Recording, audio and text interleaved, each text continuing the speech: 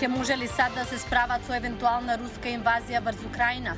Советникот за национална безбедност Саливан за гласот на Америка по вчерашната двочасовна средба Бајден-Путин. 26 жени во Македонија убиени за 3 години. Што прави државата за заштита на жртвите на домашно насилство? Светилки и божични дрвја во Вашингтон. Вие пренесуваме празничната атмосфера. Останете со нас.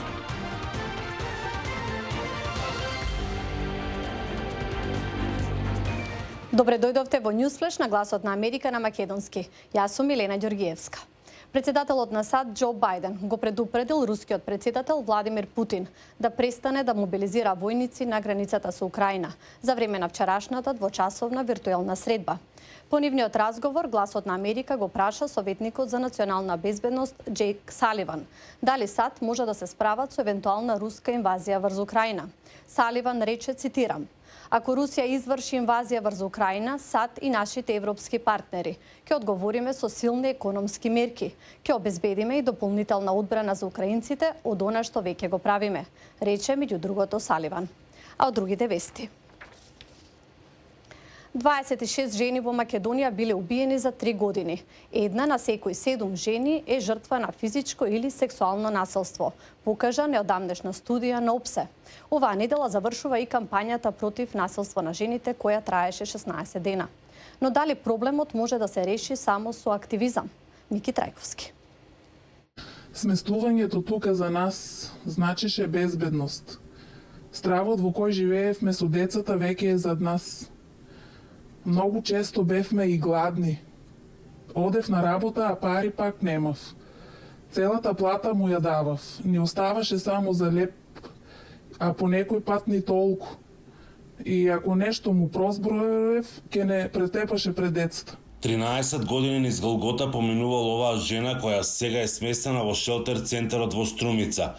После секајнеа повторно има надеж за подобар живот. Тука сме 1 месец и децата пак почна да се смеат. Ми дадоа надеж дека ќе ме заштитат. Во овој шелтер центар за само 2 години од како работи, биле згрижени 36 жртви на семејно насилство, заедно со нивните деца. Функционира под капа на Сдруженијето Sky Plus. Стручниот тим кој што работи постојано со нив се труди пред се да им ја врати самодовербата, која што е изгубена со текот на годините додека живееле со насилникот, економски да ја зајакнеме и да ја вратиме повторно во еден тек на животот каде што ќе може самостојно да живее заедно со незините деца. Во рамките на кампањата 16 дена активизам Сами сме силни, заедно сме посилни од Националната мрежа против насилство врз жените и семејно насилство алармираат дека од 2017 до 2020 година убиени биле 26 жени, од нив 22 се фемициди, односно убиството било извршено од интимен партнер, сегашен или поранешен. Убиството на жени, посебно од страна на интимниот партнер, треба да биде класифицирано како потешко кривично дело или да биде одвоено како посебно кривично дело со сите можни отежителни околности кои што ние сакаме да бидат предвидени. Секоја година 1500 македонки се ново евидентирани жртви на семејно насилство. Од 2017 година функционира и женски интервентен фонд, преку кој им е помогнато на 87 жени. Собраните средства се заменети за потребите на жртви на семејно насилство. Покриваме закупнина доколку им треба, определени сметки посебно за струја, тие знаат да бидат повисоки. Покриваме адвокатски услуги, плаќаме адвокат доколку треба да се процесира предметот и да се оди на судско застапување. Исто така им помагаме со хуманитарни пакети со храна и хигиена. Една неодамнешна студија на ОПСЕ покажува дека половина од жените во Северна Македонија биле жртви на интимно партнерско насилство, а секоја втора жртва на психолошко насилство. Една од 7 жени е жртви на физичко или сексуално насилство. 60.000 жени пак биле демнети. Само 2% од жените кои биле жртви не го пријавиле инцидентот кој го сметале за најсериозен во полиција. Кампањата завршува на 10 декември. Од Охрид за гласот на Америка, Мики Трајковски. А во наредните неколку минути, како остров во Канада, порано познат по роман за деца, сега привлекува имигранти од цел свет. Официјалните лица се надеваат дека имигрантите ќе помогнат за развој на оваа островска провинција. Во Северноатлантскиот океан се наоѓа мала островска провинција на Канада, која изминатата деценија привлекува бранови имигранти на своите миролюбиви брегови. Познат по романот за деца од 1908, Ана од Грен Гейблс, најмалата канадска провинција привлекува новодојденци кои се во потрага по побавно темпо на живот. Од 2019 на островот Принц Едвард има опаѓање на наталитетот на домородното население, се сели во други делови од земјата. Од 2015-2016 навам островот бележи пад на млада работоспособна сила. Островот Принцот Едвард има постара популација и намалување на стапката на новородени. Од 2017 морталитетот го надмина наталитетот. Гувернерот на провинцијата бара начини да го промени трендот. Имаме индустрии кои гледаат на имиграцијата како решение. Тоа е случај со хотелиерството, земјоделството и другите индустрии. Сега, преку меѓународни сајми и регрутирање студенти преку програми за размена, се привлекуваат имигранти, што провинцијата ја направи најбрзо растечка во Канада со 5-годишен растеж од 11,8%. На имиграцијата гледаме позитивно од аспект на популацијата, економскиот растеж и културната разноликост. Now what we're seeing, our primary source countries are India, the Philippines, China. Најмногу доаѓаат од Индија, Филипините, Кина, но и Виетнам и Нигерија, како и Мексико и Јамајка. Обично имаме по 2000 нови луѓе од 70 држави во светот.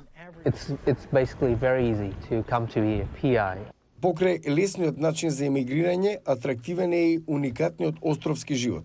Ми се допаѓа традиционалниот начин на живот. За некој е здодевен, но мене ми се допаѓа. Официјални лица се надеваат дека емигрантите овде ќе оформат семејства и ќе останат, што ќе им помогне нив и на самата провинција. За многу американци, разгледувањето празнични светилки представува семејна традиција.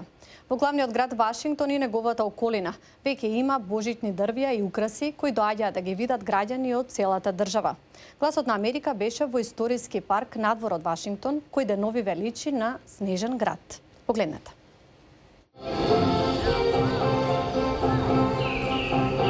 Holiday Road во Лисбург, Вирџинија е како бајка. Поминувате ни снег, божитни дрвја и пред вас се отвора изложба за годишната прослава на афроамериканската култура, позната како Кванза. Гледате море од светилки. Спектакуларно е. Holiday Road не е премногу долг, нешто повеќе од 1 километар, а цената за билет почнува од $30 од човек. Посетителите може да видат нешто ново на речиси секој чекор. Имаме околу 25 различни сцени околу патеката, секоја од нив со собствена музика, светилки, мотиви. Интересно е за сите, за родители, деца, двојки и групи пријатели. Има и миниатурен куклен град. Кристин Хасан и незиното семејство дошле од Далас, Тексас. Прекрасно е. Уживаме во светилките. Видовме куќарки, високи, колку неа. Преубаво. За многу американци разгледувањето празнични светилки представува семејна традиција. Секогаш одиме да ги видиме божитните светилки, бидејќи татко ми украсуваше со божитни светилки кога бев дете, а сега живеам далеку од дома. Оваа изложба е нова и сакав да ја видиме. Holiday Road во Лисбург е на околу 1 час оддалеченост од главниот град Вашингтон. Подготовките почнале уште летово, а светилките се поставени пред неколку недели. Имаме околу 10 генератори за снабдување со струја, за да имаме светилки без прекин. Holiday Road ќе биде отворен за посетители до почетокот на јануари. Од мене толку, јас сум Елена Ѓоргиевска. Ве повикувам да не следите и на нашата веб страница и социјалните медиуми. Пријатно!